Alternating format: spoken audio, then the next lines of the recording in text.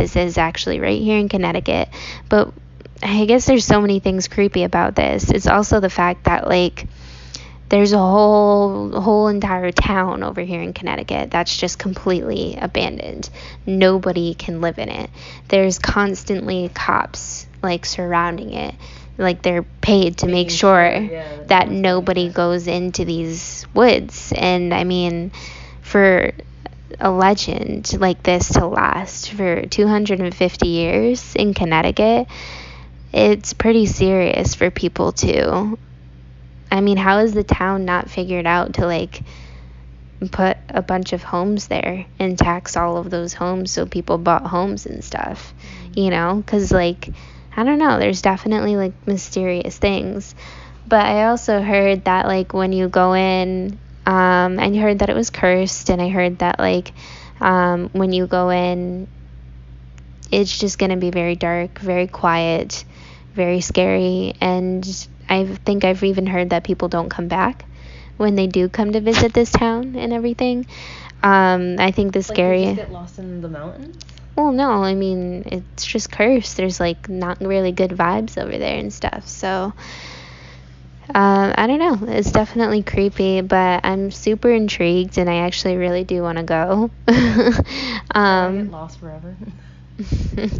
I do want to go. I just want to, like, explore the place and everything. I actually know 2 people who ended up going. So completely anonymous. I'll keep them completely anonymous. But I do know, I've heard of these 2 people who have gone, and both of them have said the same thing. They said it was extremely quiet. They said that there were cops everywhere. So yeah, don't get any ideas, whoever's listening. Again, me and Andrea haven't even been, but it's, I'm assuming, not legal to go to this town. You can't just, like, stroll up. You can't just walk and go see the Dudleytown. But yeah, they told me the same thing. There's cops all the time over there making sure that you don't go in. It's pitch black, and it's just a very creepy kind of... It's very just abandoned. I mean, just think about, like, 250 years. There's over 250 years of no human activity, which I think can definitely make the brain hallucinate. And if there is, like, more kind of, like, these weird hallucinating plants over there in the woods, in this particular woods, then that's not going to help the freaky imagination when you're walking through. Yeah. I just like you, though, I've never heard that about the crops that make you hallucinate. But I mean, it's weird because it's like, if it's not true, then why isn't anyone there? One, like, is it just like this town became so famous for being haunted that, like, everybody that goes there just tries to, like, fuck around and, like, look through the houses and just, like, up to no good type of thing, and that's why people don't want to deal with it? Like, it's not worth it for the town to, like, really invest in it and, like, encourage people to, like, move back? Or, like, is it really, like, oh, yeah, like, people actually know that, like, all these things that, like, we just, like, heard about is, like, legit, but people just don't, like, they just want to ignore it and just, like, put it to the side and, like, yeah, whatever, like, just leave it alone kind of thing? Like, what is the real thing behind it? I don't know. Because there's got to be a reason. There's, like, a lot of questions about this. I don't know. Like, I get it. I mean, there's a lot of, like, history. This is why it's really cool that we're doing a podcast in New England of North America, because there's so much history over here. We have the witch trials. We have this. We have Lizzie Borden. We have so much history over here. But I've never heard of anything that's a lot like Dudleytown. Yeah. The craziest thing is honestly just the fact that we can't go. But I don't know. Me and Andrea are definitely gonna try to go. I think what we're gonna do, Dre, which is like,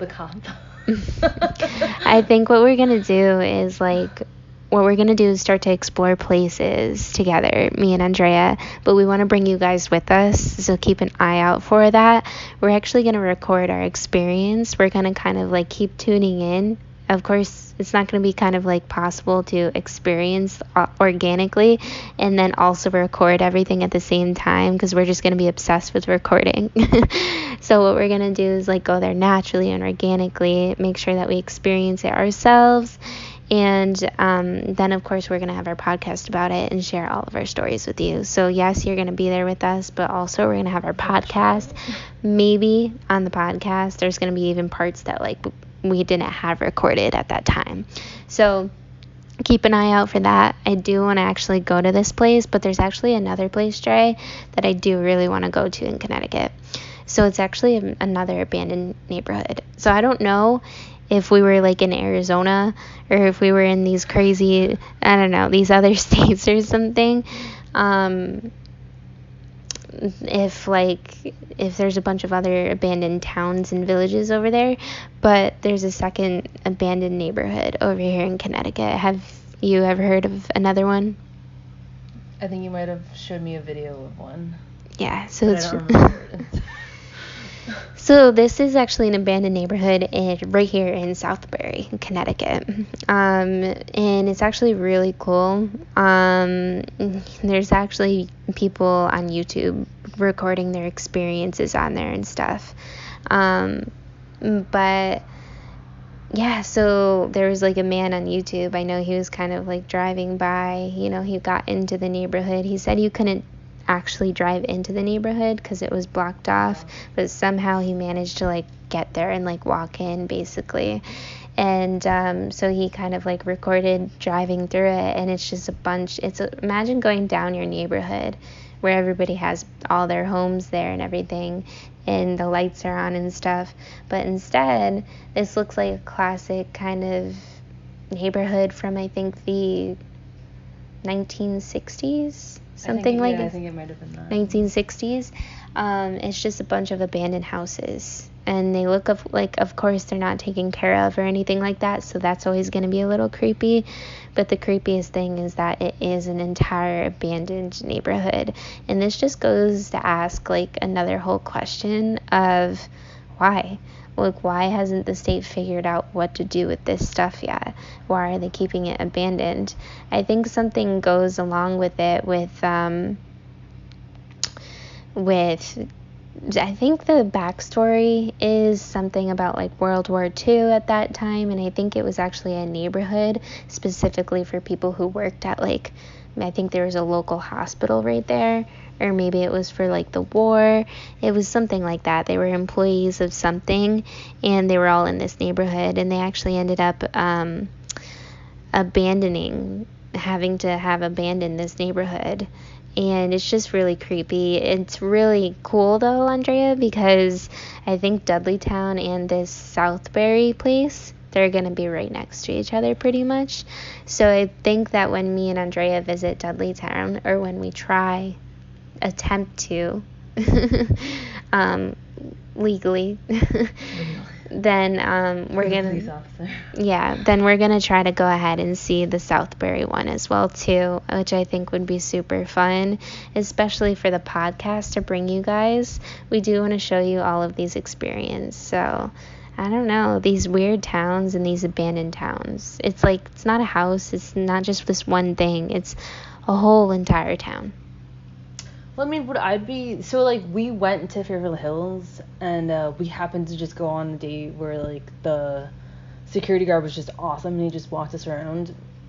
But the part that I found creepiest about it is that if you look inside these buildings, it literally looked like as if we just, like, get up right now and we just take ourselves out of here and we just leave everything the way it is. So, like, people were, like, in a rush to get out and just got out in that moment. So that's what I'd be curious to see with, like, Dudleytown and, like, the abandoned place. And where? This is Southbury, Connecticut. Is, like, are there stuff still inside? Like, is there still furniture in the houses? Like, are there papers on the ground? Like, what does it look like in there? Because actually the other part that I remember is, like, it looks like someone takes care of the lawns. Like, the grass was mowed. Like, why are people investing their time in, like, making it still, like, look decent if nobody lives there? Like, it's just really strange. Very, very strange. I don't know. It's really cool, and I'm happy that we're actually talking about this today because I don't think enough people talk about it. It's just the fact that, like, Connecticut does have these really creepy things that are just abandoned, and I definitely want to go check them out as much as I can. Legally, I guess. We're not going to jail. I'm just going to see a video of us getting locked up. Well, Andrea, there actually seems to be a theme going on tonight. So we actually seem to be talking about consistently about abandoned places. There's actually another abandoned place over here in New England. And so it's New England. It's not Connecticut, but it's right here in New England. It's in Pennsylvania. And have you ever heard of this one? This is a surprise story. Every podcast, I always just like jump in with these surprise stories that Andrea has no idea what I'm going to say. I don't plan it, you guys. I have these stories. But Pennsylvania has a really creepy story as well. Maybe we should go to try to see that town as well too in Pennsylvania. I keep on doing this to Andrea. I want her to come with me to all these places, and she doesn't want to, but I'm gonna drag her anyways. Okay. But this is Pennsylvania. I have no idea where in Pennsylvania, what town or anything, but this was a time when there was a whole entire town, and I believe there was a mine underground, and one day the mine and the workers and everything, there was just a big explosion, a big fire. I don't remember if anybody got trapped or anything, but I do remember that there was just a fire. There was an explosion, and there was a fire underground in this mine. And the fire ended up burning. And it was burning for days and days and days. And it wasn't stopping. And it kept on burning underground. There was smoke coming out of the ground and everything. And eventually it just wasn't stopping. It kept on burning. And people had to evacuate the town immediately because the air was getting extremely toxic. But people couldn't breathe it anymore because it was all smoke. So this entire town in Pennsylvania had to leave and evacuate immediately.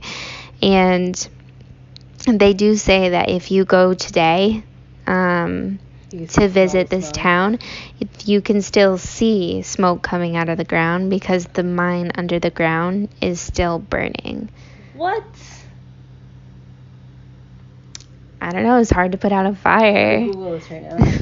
It's hard to put out a fire that's underground. But yeah, so guys, these are pretty creepy stories. Andrea is actually looking it up now. So I think that there was actually a movie that was kind of based on this story in Pennsylvania. I think it's the horror movie Hills Have Eyes. Is that what it's called? Andrea? Yeah, the Hills Have Eyes. So the town is Centralia. It's a borough and near ghost town in Columbia County, Pennsylvania, United States. Its population has dwindled from more than 1,000 residents in 1980 to 63 by 1990 to only five residents in 2017 as a result of the coal mine fire, which has been burning beneath the borough since 1960. Fuck. Yeah, so I had to Google this story to make sure I wasn't lying about this story. I think the movie Hills Have Eyes was influenced by this story. That's what I've heard. It's a really messed up movie. Damn. I don't think I've seen that movie actually. It's really messed up. Yeah, so I mean, it's really creepy, and what excites me the most is that all of these towns are right here. Right here in New England, and I can't wait to see them.